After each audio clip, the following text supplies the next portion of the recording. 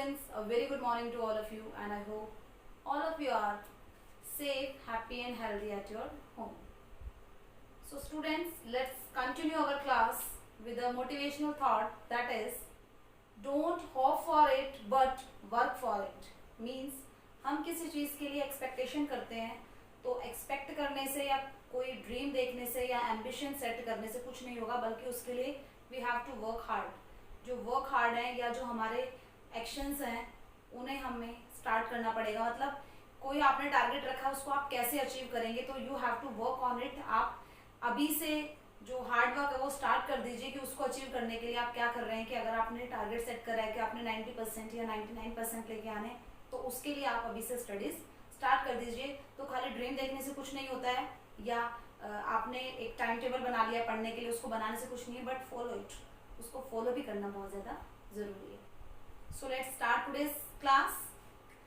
As we started the chapter land resource and agriculture, and हमने इसमें पढ़ा था कि लैंड को कितने पार्ट्स में किस किस पर्पज के लिए यूज किया जा रहा है। Today we are going to discuss about the land resource. Land resource is important for agriculture. Land resource agriculture के लिए बहुत ज़्यादा ज़रूरी है। And land based activity it is. अगर हम प्राइमरी एक्टिविटी की बात करें या एग्रीकल्चर की बात करें तो वो क्या है, लैंड बेस्ड एक्टिविटी है। Means tertiary sector and secondary sector में आप बैरन और वेस्ट लैंड है उसका भी यूज कर सकते हैं। आपने एक बिल्डिंग ही सेट करनी है जहाँ पे मशीन लगा करके काम करेंगे आप, तो उसके लिए जो क्वालिटी इतना मैटर नहीं करती कि किस क्वालिटी की लैंड पर आपने अपनी जो बिल्डिंग है वो सेटअप कर रखी है। बट एग्रीकल्चर के लिए आपको एक अच्छी क्वालिटी की लैंड चाहिएगी जहाँ पर ऐसी सॉइल हो कि जो फर्टाइल हो।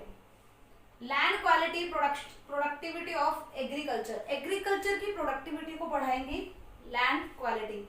मींस कहीं पर सॉइल बहुत ज्यादा फर्टाइल है, नॉर्दर्न प्लेन की बात करें तो वहां पर प्रोडक्टिविटी ज्यादा है। अगर हम पेनिसुलर प्लेट्यू की बात करते हैं वहां पर एलुवियल सॉइल नहीं है, सॉइल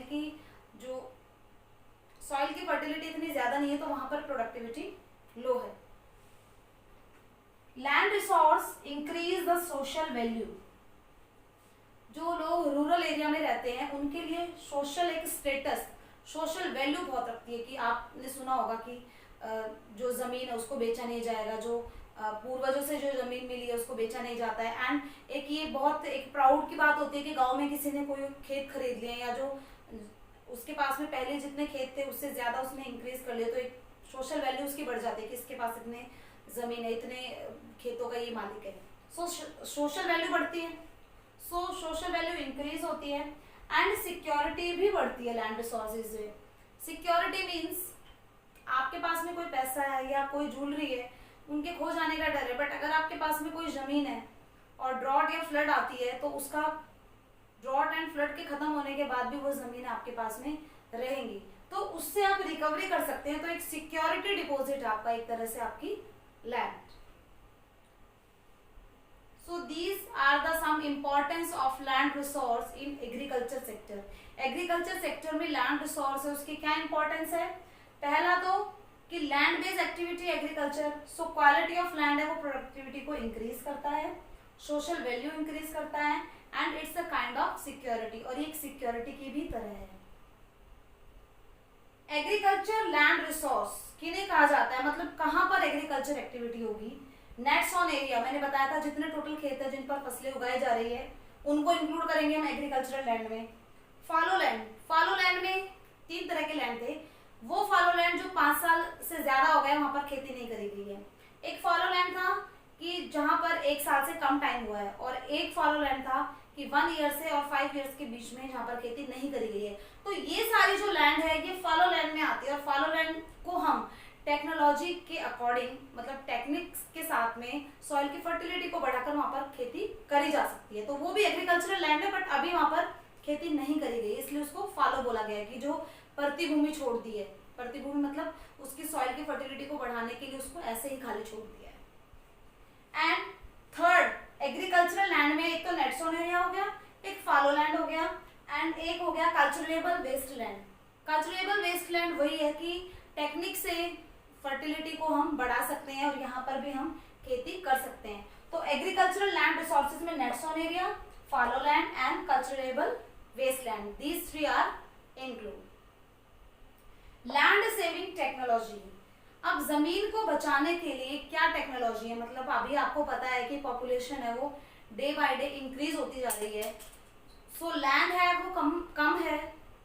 सो लैंड है पॉपुलेशन के कंपेयर में कम है, तो अब लैंड पर प्रेशर बहुत ज्यादा बढ़ रहा है, क्योंकि फूड ग्रेन हमारे पास लैंड कम हो गया है, लेकिन जिनको हम फेड करेंगे, जो लोग खाना खाएंगे, जो ग्रेन्स हम उगाएंगे वो बहुत ज्यादा उगाने हैं। तो अब लैंड सेविंग टेक्नोलॉजी में एक तो raise yield per unit area, कि हमें प्रोडक्शन बढ़ाना है।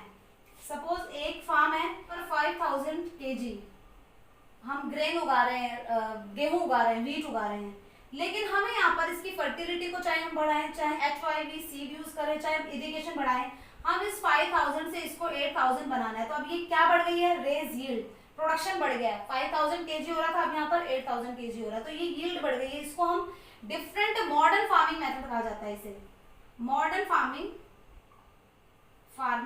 मेथड, मॉडर्न फार्मिंग मेथड को यूज करके हम पर यूनिट यील्ड को इंक्रीज कर सकते हैं। एंड सेकेंड, ग्रोइंग सीजन्स, एक खेत में हम साल में कितनी बार खेती ले सकते हैं। वहां पर अगर नॉर्दर्न इंडिया की बात करें तो नॉर्दर्न इंडिया में 3 क्रॉपिंग सीजन होते हैं, रबी, खरीफ एंड जायद, अभी हम स्टडी करेंगे। एंड साउदर्न रीजन में भी साल में 2 फसलें तो हम उगा सकते हैं, क्योंकि वो ट्रॉपिकल है, थोड़ा इक्वेटर के पास में है, तो वहां का क्लाइमेट ऐसा है कि साल में 2 फसलें हम उगा सकते हैं। तो ये क्रॉपिंग सीजन जब हम बढ़ाएंगे तो ऑब्वियसली प्रोडक्शन होगा। कभी हमने गेहूं उगा दिया है और दूसरे सीजन में हमने कॉटन उगा दिया, तो भी प्रोडक्शन है वो बढ़ रहा है लैंड का। So these are land saving technologies.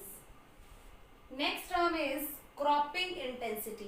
Cropping intensity means कि क्वालिटी कैसी है लैंड की। अगर अच्छी क्वालिटी है तो हम उसमें ज्यादा फसलें उगा सकते हैं, ज्यादा क्रॉपिंग सीजन होंगे उसमें।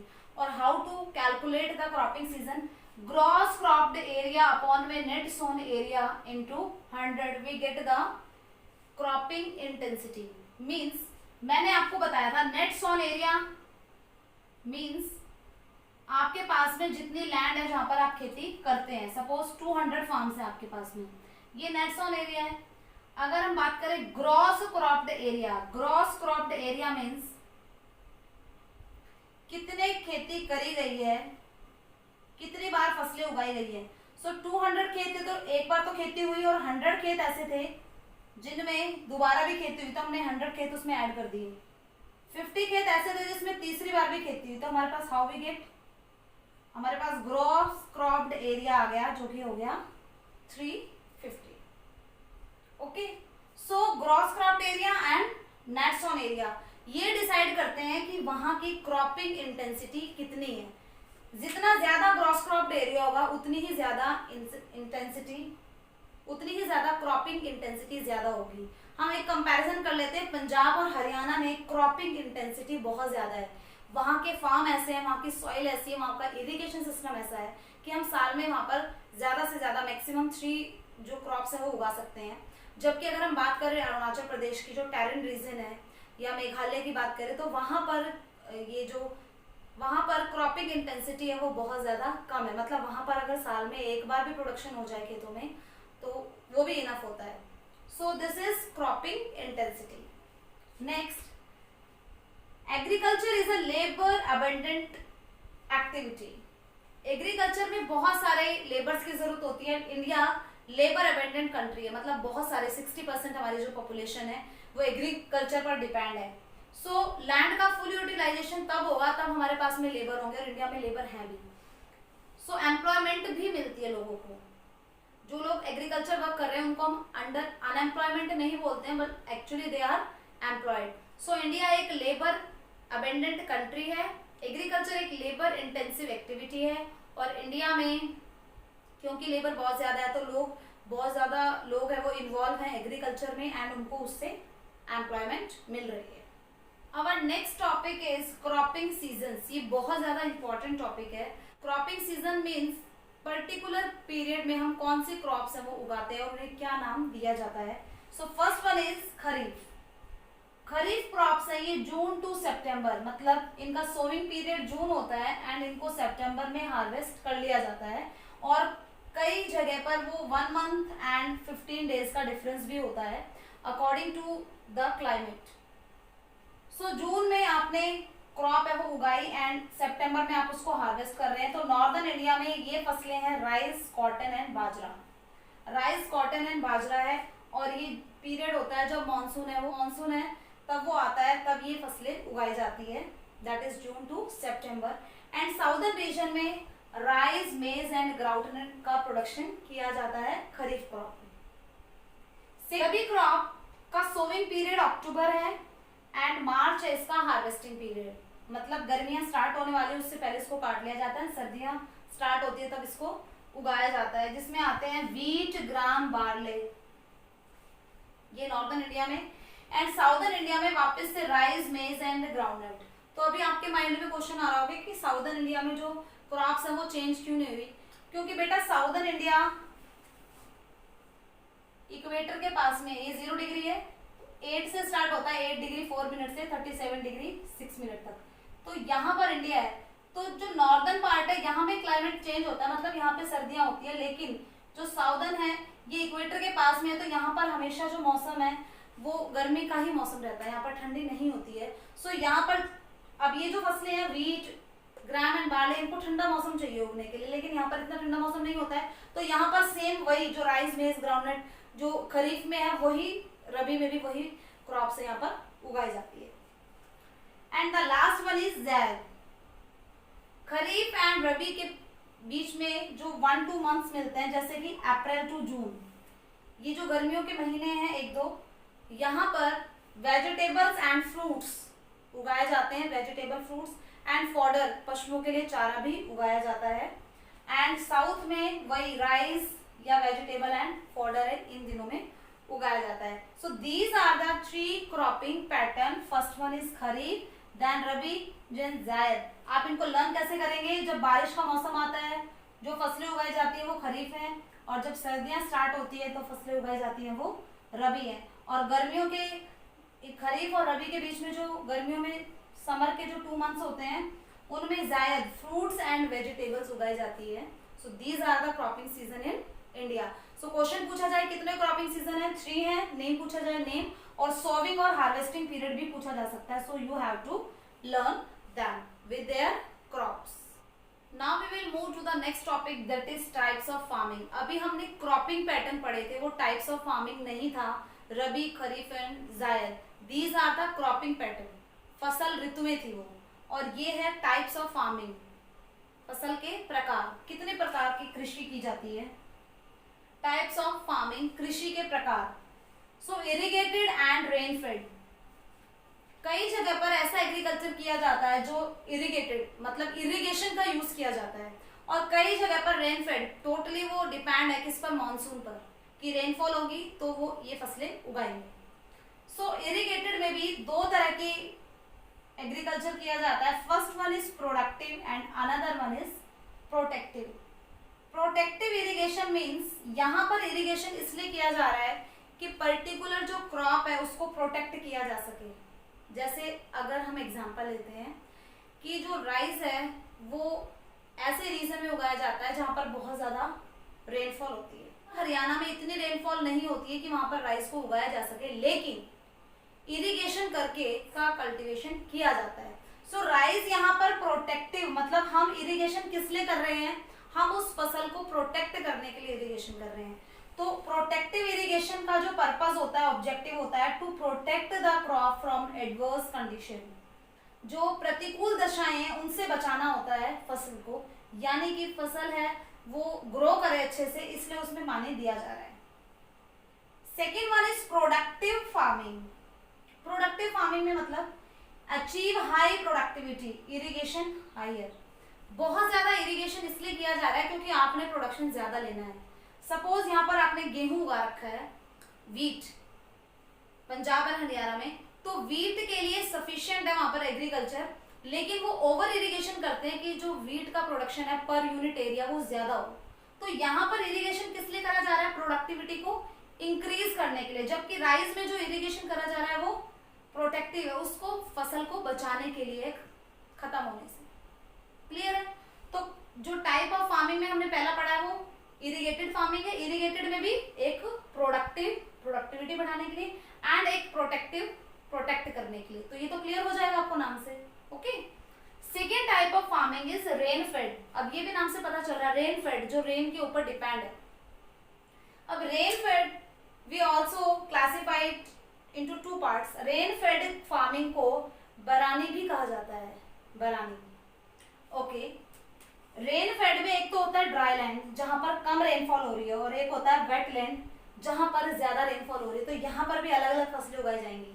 यहाँ पर वो फसलें उगाई जाएंगी जिनको कम वाटर की जरूरत है, और यहाँ पर वो फसलें जिनको ज्यादा वाटर की जरूरत है। सो ड्राई लैंड में एनुअल रेनफॉल जिन एरियाज में 75 सेंटीमीटर से कम होती है पूरे साल, उन्हें कहा जाता है dry land rainfall farming, rainfed farming. इसमें बाजरा, ज्वार ऐसी फसलें उगाई जाती है जिनको कि कम वाटर की जरूरत होती है, और यहाँ पर रेन वाटर हार्वेस्टिंग का भी यूज किया जाता है। मतलब रेन हो रही है, उसके वाटर को सेव किया जा रहा है और उससे इरिगेशन करी जा रही है। कहाँ पर? Dry land farming. Okay, next one is wet land farming. Wet land जहां पर रेनफॉल है वो बहुत ज्यादा एक्सेस होती है, बहुत ज्यादा रेनफॉल होती है, और ज्यादा रेनफॉल होने से यहाँ के एरियाज में फ्लड और सॉइल इरोजन होता है। मतलब खेतों को नुकसान यहाँ पर भी हो रहा है, फ्लड आ रही है तो भी फसलें खराब हो रही है, एंड सॉइल इरोजन होगा तो भी फसलें खराब होंगी। एंड वाटर इंटेंसिव क्रॉप यहाँ पे उगाई जाती है, जैसे कि राइस या जूट, जिनको ज्यादा वाटर की जरूरत होती है वो फसलें यहाँ पे उगाई जाती है। So clear? रेन फेड में क्या पड़ा है? एक dry land and wet land. Dry land जहाँ पर कम रेनफॉल हो रही है, 75 सेंटीमीटर से एनुअल रेनफॉल कम है, वहां पर ज्वार, बाजरा ऐसी फसलें उगाएंगी जिनको कम वाटर की जरूरत है। सो वाटर हार्वेस्टिंग इरिगेशन यहाँ पर करी जाती है। And second, wetland farming. Wetland farming वो जगह है जहां पर रेनफॉल बहुत ज्यादा होती है, जिसकी वजह से फ्लड एंड सॉइल इरोजन जैसी प्रॉब्लम फेस करनी पड़ती है, और यहाँ पर जो क्रॉप्स उगाई जाएंगी वो वाटर इंटेंसिव क्रॉप होगी, जिनको ज्यादा वाटर की जरूरत है, लाइक राइस एंड जूट और cotton, you can say that. So these are the types of farm.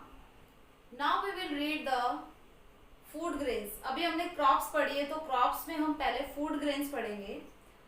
2/3 production of total cropped area in India. India में जितना भी एग्रीकल्चर किया जाता है उसमें 2/3 प्रोडक्शन है वो फूड ग्रेन्स का किया जाता है।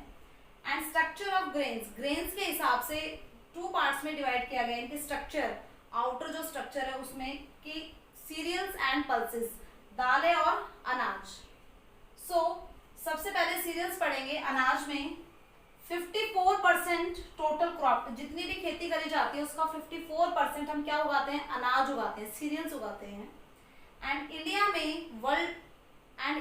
वर्ल्ड का 11% सीरियल प्रोडक्शन करता है। मतलब वर्ल्ड में 11% जो सीरियल्स है वो कहाँ से आता है? इंडिया से। एंड सीरियल्स प्रोडक्शन में इंडिया वर्ल्ड में 3rd पोजीशन पर है, यानी कि वर्ल्ड में 3rd पोजीशन पर इंडिया है। सीरियल प्रोडक्शन करा जाता है कि वर्ल्ड में हमारा 3rd नंबर पर हमारी कंट्री आती है सीरियल प्रोडक्शन में। And cereals we further classify into 2 parts, that is fine grains and another one is coarse grains. Fine grains and coarse grain. Coarse grain में मोटे अनाज आते हैं, ज्वार, बाजरा, रागी, ये कोरस ग्रेन्स हैं। एंड फाइन ग्रेन्स में wheat and rice cereals include है। Now first we read about the fine grains. So in fine grains we read about rice. Rice cereal है, that is the staple food grain of India. Staple, प्रमुख भोजन, लोग सबसे ज्यादा rice खाते हैं, सो इसे स्टेपल फूड कहा गया है। इंडिया में स्टेपल फूड क्या है? राइस। ट्रॉपिकल ह्यूमिड एरियाज में राइस की 3000 से भी ज्यादा वैरायटी है।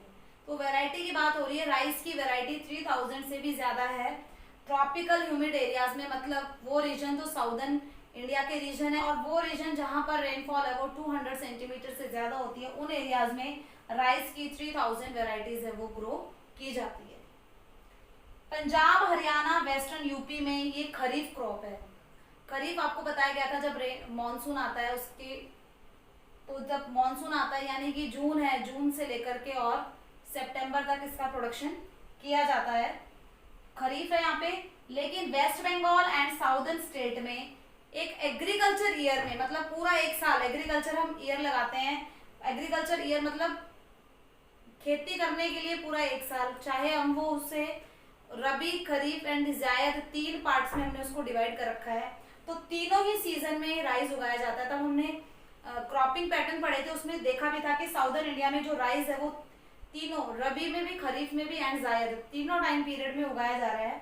सो वेस्ट बंगाल और साउदर्न स्टेट में इसकी 2 से 3 फसलें ली जाती है राइस की। एंड ऑस, अमन एंड बोरो, ये बहुत ज्यादा इंपॉर्टेंट है बेटा ये क्वेश्चन। वेस्ट बंगाल में एक एग्रीकल्चर ईयर में 3 बार उगाया जाता है राइस, तो उनको ऑस, अमन एंड बोरो कहा जाता है। ओके, लीडिंग प्रोड्यूसर, अब सबसे ज्यादा राइस इंडिया में कौन से स्टेट्स प्रोडक्ट करते हैं? That is West Bengal and Uttar Pradesh. सबसे ज्यादा राइस का production West Bengal and Uttar Pradesh state करते हैं। पंजाब और हरियाणा में it is not a traditional crop, यानी ट्रेडिशनल मतलब पहले से राइस नहीं उगाया जा रहा था, बल्कि इरिगेशन फैसिलिटी यहाँ पर स्ट्रांग है, इसलिए एक न्यू क्रॉप के रूप में राइस का प्रोडक्शन किया जाता है। एंड ग्रीन रेवोल्यूशन की अगर हम बात करें 1960 एंड 1970s के बीच में, 1966 में गवर्नमेंट ने बहुत ज्यादा सब्सिडी देकर के फार्मर्स को मोटिवेट करने के लिए प्रोडक्शन को बढ़ाना चाहा था, और ये experiment Punjab, Haryana and western UP में किया गया था। सो यहाँ पर उनको मोटिवेट किया गया था कि आप सीरियल्स का प्रोडक्शन करिए, और हुआ भी ऐसा ही था। ग्रीन रेवोल्यूशन में एक कहते हैं बम्पर प्रोडक्शन हुआ था व्हीट, राइस एंड पल्सेस का। सो राइट का जो ग्रोइंग के लिए जो मोटिवेशन है वो ग्रीन रेवोल्यूशन से मिला है पंजाब और हरियाणा में, और अब इसको एक ट्रेडिशनल क्रॉप की तरह ही उगाया जाने लगा है पंजाब हरियाणा में। These are the characteristics of rice. Next cereal crop we are discussing here is wheat. Rice के बाद में सेकंड नंबर पर स्टेपल फूड है वो व्हीट है, यानी कि राइस के कंजप्शन के बाद में सबसे ज्यादा कंजप्शन व्हीट का किया जाता है। टेम्परेट जोन में ये रबी की क्रॉप है। नॉर्दर्न इंडिया में आप देखेंगे रबी क्रॉप में इसको उगाया जाता है, तब सर्दियां स्टार्ट होती है एंड गर्मियां आने से पहले इसको हार्वेस्ट, मार्च में हार्वेस्ट कर लिया जाता है।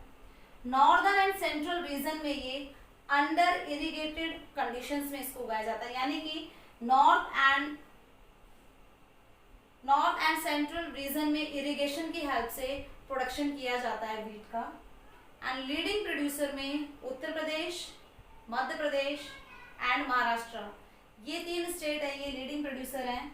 जबकि yield level is high. Yield level मतलब एक खेत से कितनी पैदावार हो रही है, कितना प्रोडक्शन हो रहा है, उसे हम यील्ड कहते हैं। सो ये प्रोडक्शन है, ये क्वांटिटी पंजाब एंड हरियाणा में सबसे ज्यादा है। तो यहाँ पर आपको क्या लर्न करना है कि एक रबी क्रॉप है और अंडर इरिगेटेड कंडीशन में भी इसको नॉर्दर्न एंड सेंट्रल रीजन में उगाया जाता है। लीडिंग प्रोड्यूसर में यूपी, मध्य प्रदेश एंड महाराष्ट्र है। और यील्ड लेवल की बात करें, सबसे ज्यादा यील्ड लेवल कहाँ पर आई है? पंजाब एंड हरियाणा में। Now we will discussing some of the coarse cereals. मोटे अनाज के बारे में पढ़ेंगे। फाइन में हमने व्हीट एंड राइस पढ़ा है and now we are read about the coarse grains. So coarse grain में सबसे पहले आता है jowar. Jowar main food crop in semi arid region, यानी इंडिया में साउदर्न एंड पेनिनसुलर प्लेट्यू का जो रीजन है जिसे सेंट्रल इंडिया कहा जाता है, वहां पर ये फूड क्रॉप के फॉर्म में यूज किया जाता है इसको। ओके, लीडिंग प्रोड्यूसर है इसके महाराष्ट्र एंड कर्नाटका। सबसे ज्यादा ज्वार का प्रोडक्शन महाराष्ट्र में, देन कर्नाटका में होता है। साउथ में ये खरीफ एंड रबी एंड खरीफ दोनों सीजन में इसको बोया जाता है साउदर्न रीजन में। जबकि अगर हम नॉर्थ की बात करें, अगर हम अपनी स्टेट का एग्जांपल ले लें हरियाणा का, इसको खरीफ सीजन में जब बारिश का मौसम होता है तब इसको उगाया जाता है एंड इसको fodder, as a fodder crop use किया जाता है। हम लोग इसको फूड क्रॉप की तरह यूज नहीं करते हैं, बल्कि फॉडर, पशुओं के चारे के लिए उसको यूज किया जाता है ज्वार को। Okay, next chorus serial is bajra. Bajra hot and dry climate में प्रोडक्शन होता है इसका, जैसे कि नॉर्दर्न वेस्टर्न इंडिया में इसका प्रोडक्शन होता है। एंड इंडिया के नॉर्दर्न पार्ट की बात करें तो यहाँ पर इसको खरीफ क्रॉप की तरह प्रोडक्शन इसका किया जाता है। ये एक हार्डी क्रॉप है। हार्डी क्रॉप मीन्स कम रेनफॉल होने के बाद में भी जो क्रॉप सरवाइव कर जाती है बिना वाटर के, उसे हार्डी क्रॉप कहा जाता है। ड्राई स्पेल्स एंड जहाँ पर ड्रॉट होता है, बारिश बिल्कुल नहीं हो रही है, ड्राई स्पेल्स का मतलब बहुत कम बारिश होना, 1 या 2 दिन बारिश हुई है, बीच में बहुत सारा ड्राई स्पेल है, तो उसमें भी इसका प्रोडक्शन हो जाता है। लीडिंग प्रोड्यूसर इंडिया में महाराष्ट्र एंड गुजरात है। महाराष्ट्र एंड गुजरात में सबसे ज्यादा बाजरे का प्रोडक्शन होता है। एंड ड्रॉट रेजिस्टेंस वेराइटीज, यहाँ पर ऐसी वेराइटीज से प्रोडक्शन किया जाता है जो कि ड्रॉट रेजिस्टेंस है, मतलब बिना वाटर के भी वो जो वेराइटी है बाजरे की वो सरवाइव कर जाती है बहुत ही कम इरिगेशन से।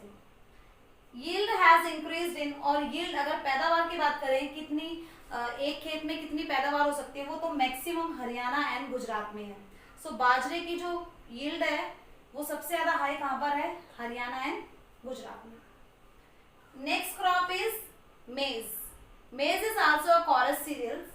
सो मेज को फूड एंड फॉडर, पशुओं के लिए चारे की तरह एंड फूड, खाने में इसको यूज किया जाता है। मेज से बहुत सारी चीजें, पॉपकॉर्न आप खाते हैं या मक्के की रोटी आप खाते हैं, उसको फूड की तरह भी यूज किया जाता है। सेमी एरिड रीजन में होती है जहाँ पर रेनफॉल कम हो रही है।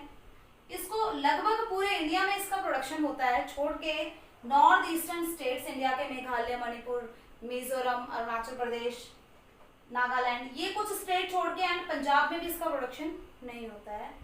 एंड लीडिंग प्रोड्यूसर इसके कर्नाटका एंड मध्य प्रदेश है।